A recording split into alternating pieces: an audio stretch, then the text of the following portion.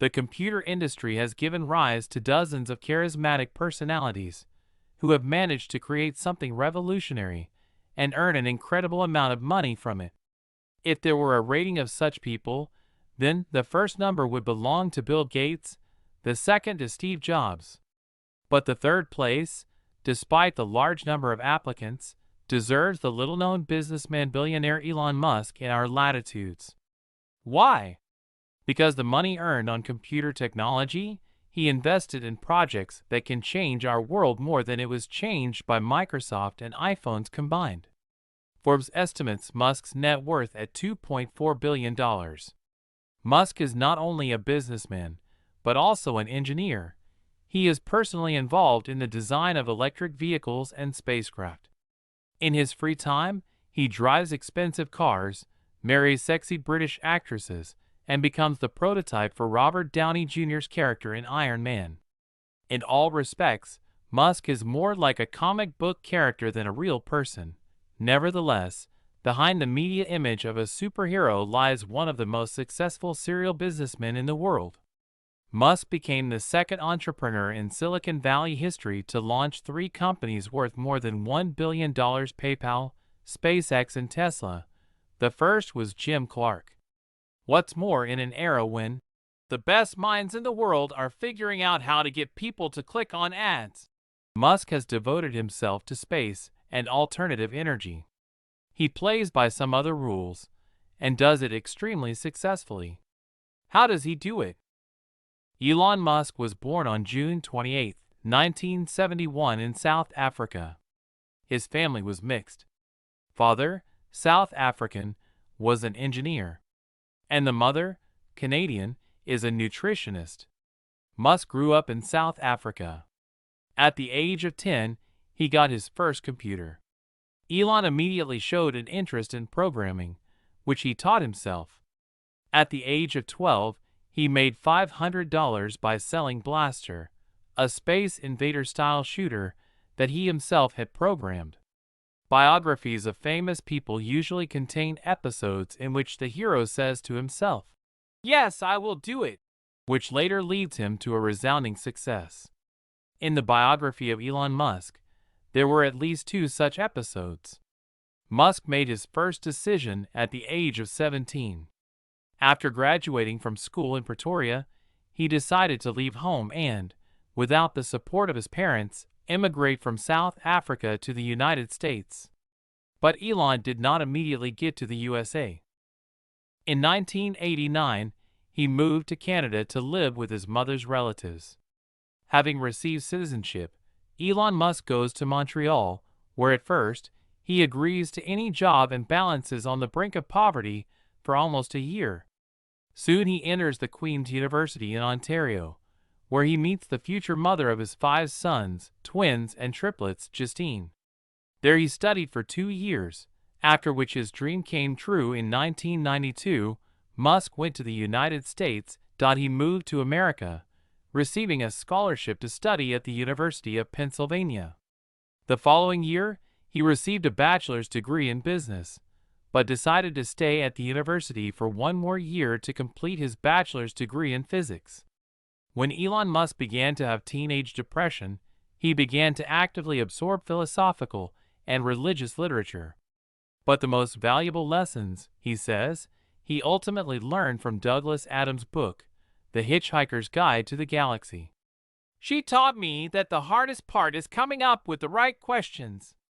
Once you've done that, everything else is pretty easy," Musk tells Businessweek. He was led to these reflections by an episode in which a giant supercomputer, after several million years of reflection, answers the main question of life, the universe, and everything else, with a meaningless number 42. "I came to the conclusion that we should strive to expand the limits of human consciousness in order to learn how to ask the right questions," says Musk. He came up with his question a long time ago. "When I was in college, I constantly thought about what will most affect the fate of mankind in the future." Musk decided that it would be the internet, the transition to renewable energy sources, and the relocation of people to other planets. He decided to try to contribute to each of these areas. But first, he needed money.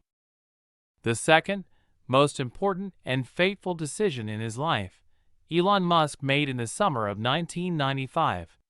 He had just graduated from the University of Pennsylvania and was enrolled in graduate school at Stanford University to continue his studies in applied physics and materials science.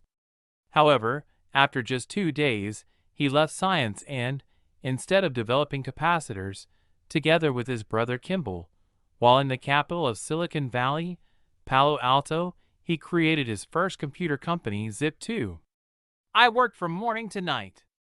He lived in the same warehouse where he rented an office and took a shower in the locker rooms of the local stadium. But I saved on renting an apartment, and in the first 2 most difficult years, I kept the company afloat. At that time, the internet was going through a period of rapid development, but no one had yet managed to earn serious money here. Musk's company was one of the first to do this. It created a platform through which newspapers, including such reputable ones as the New York Times, could offer additional commercial services to their customers. For years later, in 1999, AltaVista, the largest search engine of those years, bought Zip2 for $307 million in cash and $34 million in securities. This transaction set a record for the sale of the company, for cash. Part of the proceeds, $20 million, Musk immediately spent on luxury purchases of a McLaren F1 sports car and a private jet. Musk begins to master the growing popularity of electronic payments, and the startup X.com becomes his new business at the turn of the century. In March 2000, X.com merged on a parity basis with Peter Thiel and Max Levchin's rival Confinity, which has offices on the same street in Palo Alto. Thus, one of the leading payment systems of our time, PayPal, was born. Now there is a huge choice for paying on the internet, but then it was an alternative to paying with a bank card. At first, there are disagreements between the teams of 2 startups on strategy and management, but this does not affect the dynamics of the company's development. Musk is involved in the development of a new business model, conducts a successful viral marketing campaign, the audience of the service is growing rapidly, and in 2002 everything ends with the logical purchase of the system by eBay for $1.5 billion. So Elon Musk had enough funds. Founder X.com received $180 million for his share. For his other hobbies, astronautics and alternative energy sources.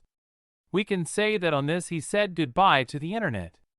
I don't want to be the grandfather who can't check his email, but I'm unlikely to do a new internet business in the future. It seems to me that I should direct my efforts towards creating things that can positively affect the future of mankind. Tesla Motors was founded in 2003 by entrepreneurial engineers Martin Eberhard and Mark Tappening. From the very beginning, the company positioned itself as the first mass-produced manufacturer of electric vehicles. Its founders dreamed of freeing consumers from being tied to the commodity market, a mission quite in the spirit of Musk. The businessman, who got rich on the sale of PayPal, appeared in the project in February 2004, leading a round of investments in a startup with a personal contribution of $70 million. He became chairman of the board of directors, and at first did not take on the operational management of the company. Musk was involved in the design of the debut model of the Roadster sports car, created on the basis of the British Lotus. He lobbied for the use of composite materials in the body structure, developed the battery module, and even designed details like headlights. By 2006, the project received good press. Musk became the winner of the prestigious Global Green Environmental Award. Mikhail Gorbachev personally presented the award, and Tesla's investor pool included Google's fathers Larry Page and Sergey Brin. The total amount of funds raised for the project exceeded $100 million. However, in 2007, when the Roadster assembly line was scheduled to be launched, a black streak began in Musk's life. Management miscalculations led to the fact that the selling price of the electric car turned out to be almost twice as high as originally included in the project, $92,000. In addition, the company's CEO Martin Eberhard made a strategic miscalculation. His transmission concept for the Tesla Roadster turned out to be ineffective, and the release of the car had to be postponed for more than a year. In a crisis situation, Elon Musk showed the managerial qualities necessary at that time, the ability to ruthlessly throw overboard everyone who, for some reason, interferes with the project. Musk fired Eberhard and several other founding fathers without the slightest sentiment, and some time after this cleansing, he himself became at the helm of the company.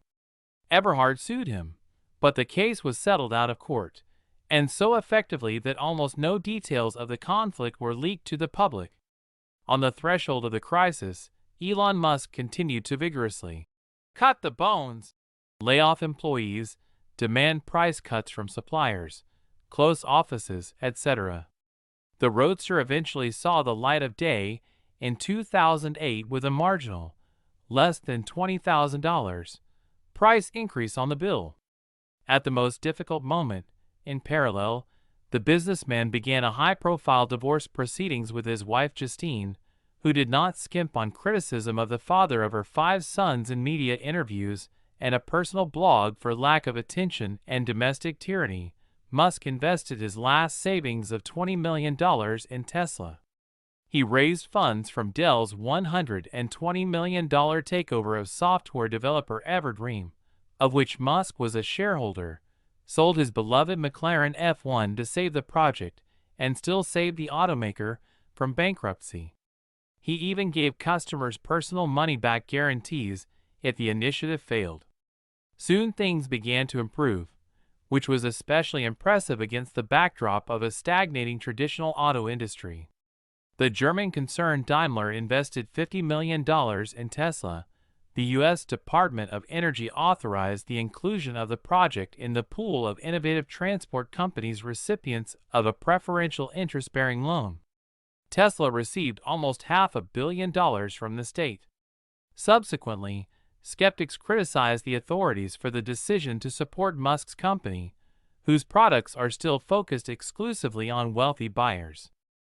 Tesla Motors was founded in 2003 by entrepreneurial engineers Martin Eberhard and Mark Tappening. From the very beginning, the company positioned itself as the first mass-produced manufacturer of electric vehicles. Its founders dreamed of freeing consumers from being tied to the commodity market, a mission quite in the spirit of Musk. The businessman, who got rich on the sale of PayPal, appeared in the project in February 2004, leading a round of investments in a startup with a personal contribution of $70 million. He became chairman of the board of directors, and at first did not take on the operational management of the company. Musk was involved in the design of the debut model of the Roadster sports car, created on the basis of the British Lotus. He lobbied for the use of composite materials in the body structure, developed the battery module, and even designed details like headlights. By 2006, the project received good press. Musk became the winner of the prestigious Global Green Environmental Award. Mikhail Gorbachev personally presented the award, and Tesla's investor pool included Google's fathers Larry Page and Sergey Brin. The total amount of funds raised for the project exceeded $100 million. However, in 2007, when the Roadster assembly line was scheduled to be launched, a black streak began in Musk's life. Management miscalculations led to the fact that the selling price of the electric car turned out to be almost twice as high as originally included in the project, $92,000. In addition, the company's CEO Martin Eberhard made a strategic miscalculation. His transmission concept for the Tesla Roadster turned out to be ineffective, and the release of the car had to be postponed for more than a year. In a crisis situation, Elon Musk showed the managerial qualities necessary at that time, the ability to ruthlessly throw overboard everyone who, for some reason, interferes with the project.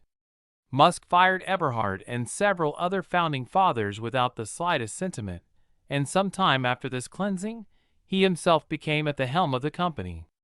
Eberhard sued him, but the case was settled out of court, and so effectively that almost no details of the conflict were leaked to the public. On the threshold of the crisis, Elon Musk continued to vigorously cut the bones, lay off employees, demand price cuts from suppliers, close offices, etc. The Roadster eventually saw the light of day in 2008 with a marginal, less than $20,000, price increase on the bill. At the most difficult moment, in parallel, the businessman began a high-profile divorce proceedings with his wife Justine, who did not skimp on criticism of the father of her 5 sons in media interviews and a personal blog for lack of attention and domestic tyranny. Musk invested his last savings of $20 million in Tesla. He raised funds from Dell's $120 million takeover of software developer Everdream, of which Musk was a shareholder, sold his beloved McLaren F1 to save the project, and still saved the automaker from bankruptcy. He even gave customers personal money-back guarantees if the initiative failed. Soon things began to improve, which was especially impressive against the backdrop of a stagnating traditional auto industry. The German concern Daimler invested $50 million in Tesla. The U.S. Department of Energy authorized the inclusion of the project in the pool of innovative transport companies recipients of a preferential interest-bearing loan. Tesla received almost $500 million from the state. Subsequently, skeptics criticized the authorities for the decision to support Musk's company, whose products are still focused exclusively on wealthy buyers. In 2010, Tesla holds its first U.S. automotive IPO since 1956, when Ford went public. The company, despite a decade of unprofitable operation, is listed on the Nasdaq at the top of the range of $17 per share and raises more than $225 million. Indeed, there was no better time for an IPO. The oil slick, which, through the fault of BP, covers an impressive part of the Gulf of Mexico, continues to grow, and it seems more than logical to raise the issue of switching to new types of fuel at this time. Today, one Tesla paper is worth $147, and the automaker's capitalization is approaching $18 billion. The main driver of Tesla's financial success was the Model S luxury sedan, with a battery charge of 426 kilometers, striking design, and unique speed characteristics, acceleration to 96 kilometers per hour in 3.9s. The model was launched last summer at a price of $69,900 and was awarded a rating of 99 out of 100 points in the Consumer Reports rating. At the presentation of the Model S, Musk categorically stated that in 20 years more than half of the cars produced will be completely electric. I am sure that it will be so. I'm willing to bet money on it. There are enough people who want to make such a bet. Even according to the most optimistic estimates of analysts, Musk's prediction cannot come true. But this is hardly embarrassing for the founder and CEO of Tesla. Embellishing reality, he changes it. The fact is that, according to Musk, the world has become too dependent on oil. This dependency has led to climate change and permanent geopolitical tensions. Moving away from internal combustion engines in favor of electricity could make a difference. Therefore, for him, Tesla Motors is not just a business. Musk continued to stir up interest in the project by arranging a media battle with the New York Times columnist John Brodier over a critical test drive of the Model S. I must say that all these publicity stunts have borne fruit. So, for the first half of 2013, the electric car was sold in the amount of 10,500 copies, and the supply still does not keep pace with demand.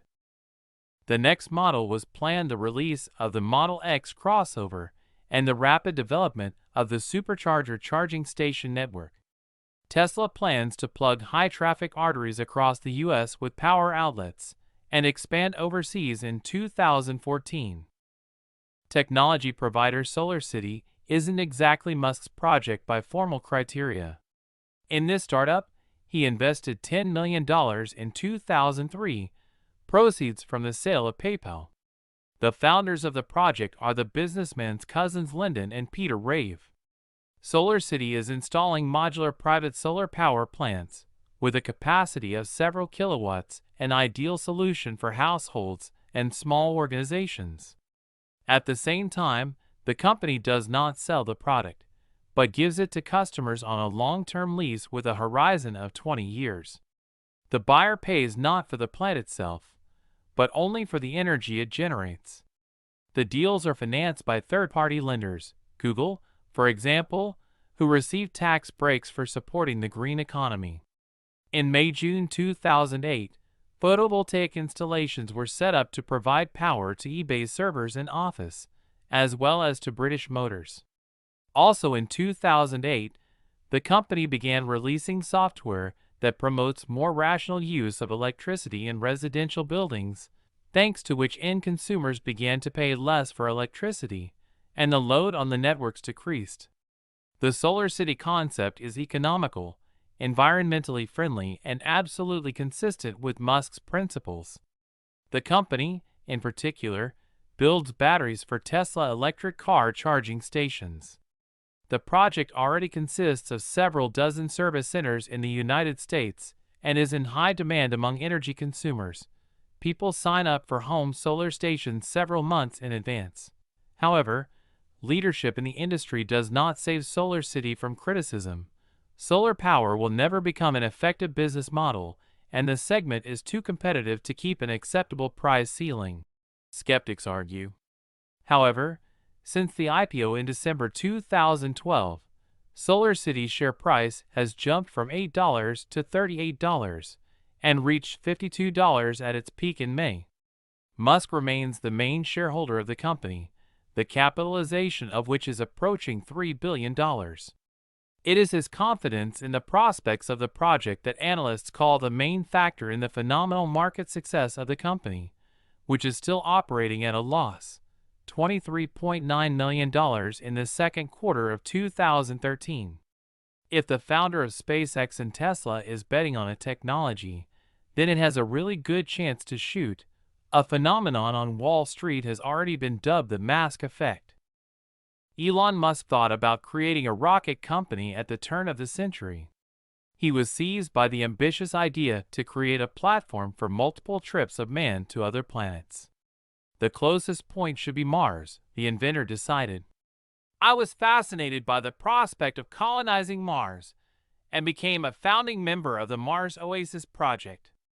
The goal is to create automated greenhouses on this planet, which in the future could become an incubator for a self-sustaining ecosystem.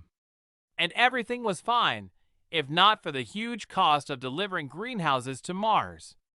I even tried to buy missiles in Russia and negotiated with Russian officials, but my friends explained that this deal smacks of such a crime that in the eyes of the special services, I risked turning into a second bin Laden. And I thought, wait, why don't I create my own rocket? As soon as circumstances allowed, eBay bought PayPal. The businessman founded the Space Exploration Technologies Company, or simply SpaceX, in 2002. He invested more than $100 million in the project.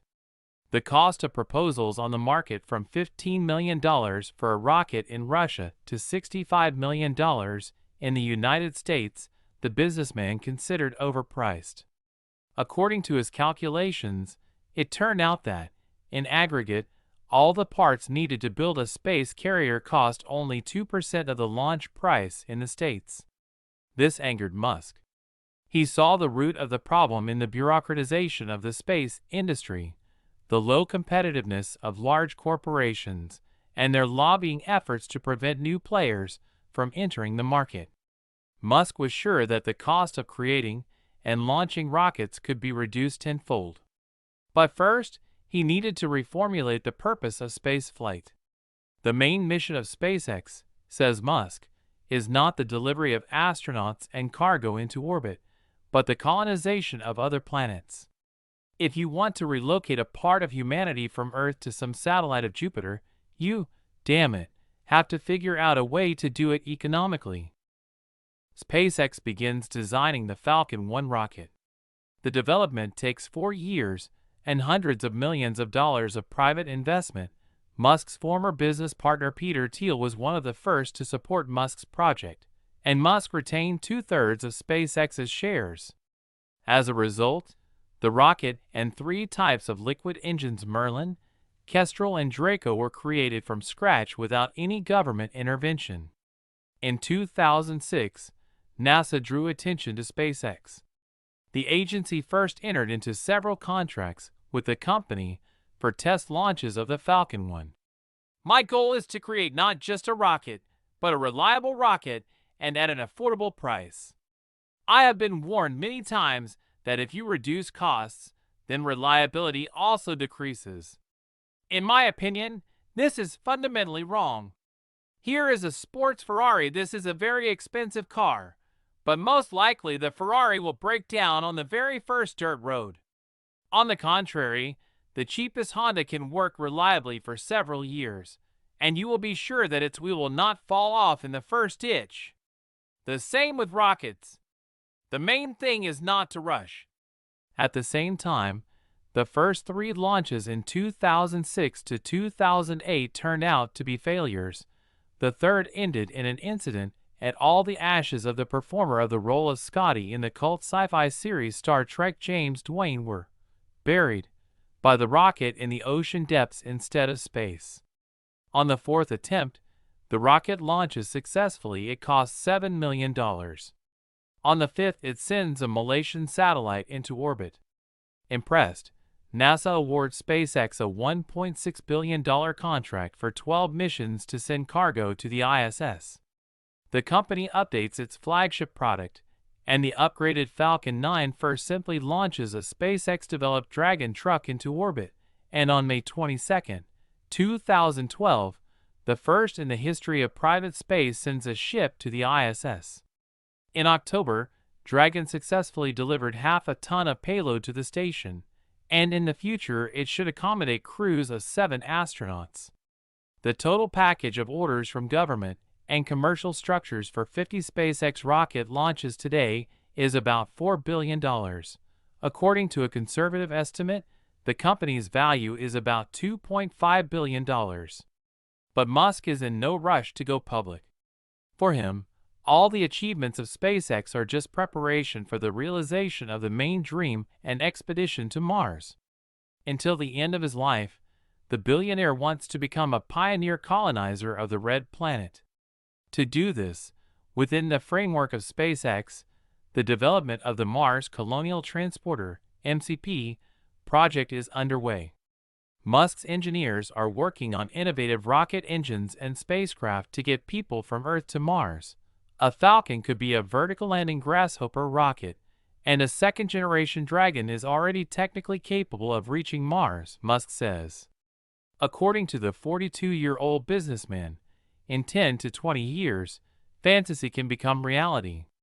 I would like to die on Mars, only without crashing on the surface of the planet, the billionaire jokes.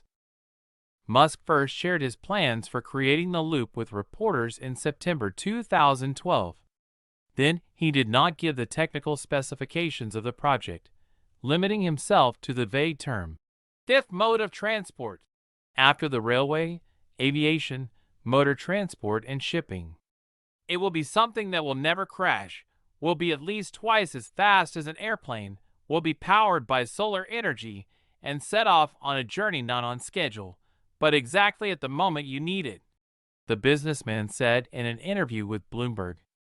With his developments, Musk intended to go directly to California Governor Jerry Brown and U.S. President Barack Obama. Hyperloop, in his opinion, should become an alternative to the plans of the authorities to lay a high-speed rail line between San Francisco and Los Angeles worth under $70 billion, and taking into account costs, the amount can grow up to $100 billion, the businessman is sure. They offer California the slowest express train with the highest building costs per mile. These are wrong records. The entrepreneur was indignant. On August 12, 2013, the Loop received a 57-page concept presentation. This, as it turned out, is a closed elevated highway in the form of a steel pipe, more precisely, two parallel pipes connected at the end points of the route, inside which a sealed aluminum capsule moves almost at the speed of sound under reduced pressure, to reduce air resistance, on an aerodynamic pillow. Accelerates the structure of the electromagnetic pulse. The capsule itself passes air through a cavity in the nose and ejects through the nozzles on the grooves of the bottom panel, forming an air gap. A similar technology is used in magnetic levitation trains. The big pipe will consist of 100-meter sections, which will be raised on pylons to a height of 20 meters. Supports must be built at a distance of 45 to 90 meters from each other. The project's electricity needs will be 100% covered by solar panels located along the entire route. The synergy with Musk's other projects came in handy. The engines and electronic stuffing of the capsule can be inherited from Tesla Motors. Solar City engineers understand best in solar energy, and SpaceX will share with the Loop alloys for the production of vehicles tested in space. Up to 28 people can be accommodated inside the transport shuttle if the project budget is increased from $6 billion to $10 billion. The Hyperloop design will allow transporting 3 cars in one capsule. The 600 kilometers distance between San Francisco and Los Angeles will be covered by the Loop in 35 minutes in comfortable conditions for a person. As Musk puts it, it will be super cozy and quiet, no turbulence. The starting push of the capsule for passengers will be comparable to the acceleration of the aircraft along the runway. About 70 shuttles on the line will be able to run with a minimum interval of 30 seconds. The safe distance between the capsules is about 8 kilometers.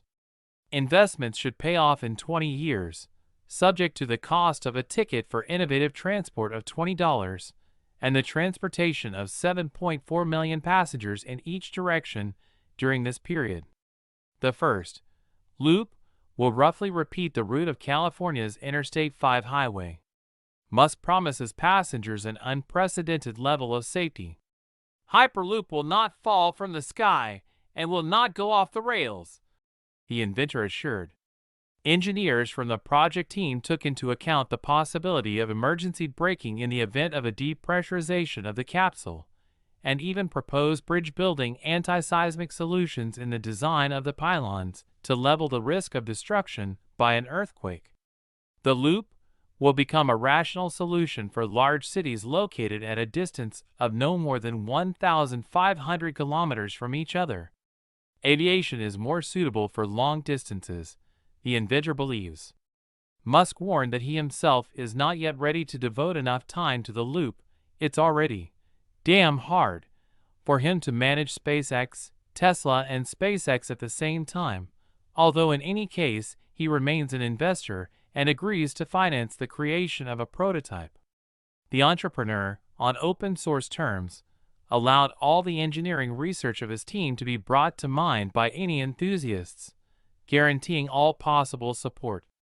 If there are no brave investors in the near future, Tesla will return to the project in a few years. I'm not afraid to lose something financially on Hyperloop. It would just be cool to make a new mode of transport, the billionaire summed up. Technologically, there are no breakthrough solutions in the Loop. All the components of the invention are already being used in other projects, and this seriously increases the chances of Hyperloop to materialize. Musk's brainchild compares favorably with numerous analogs, like the Rand Corporation vacuum train, which has been running for several decades in concepts. The main obstacle to true innovation, according to Musk, is the habit of people to think in analogies. As a result, most of the time, they are just trying to make something better instead of creating something new. Musk thinks fundamentally differently. In physics, there is the concept of fundamental principles. You dissect reality down to its fundamental foundations, and you start building arguments from there. It takes a lot of mental effort to think about the company in a dream and in reality 7 days a week and without breaks. Always stay as focused as possible on creating amazing products of the future. This is exactly what you need to do at the start. You need to be prepared for the fact that the company can fall apart at any moment. Founding a startup is like eating glass and looking into the abyss, because the premonition of failure will never leave you. Friends, what do you think about Elon Musk? Write your opinion in the comments.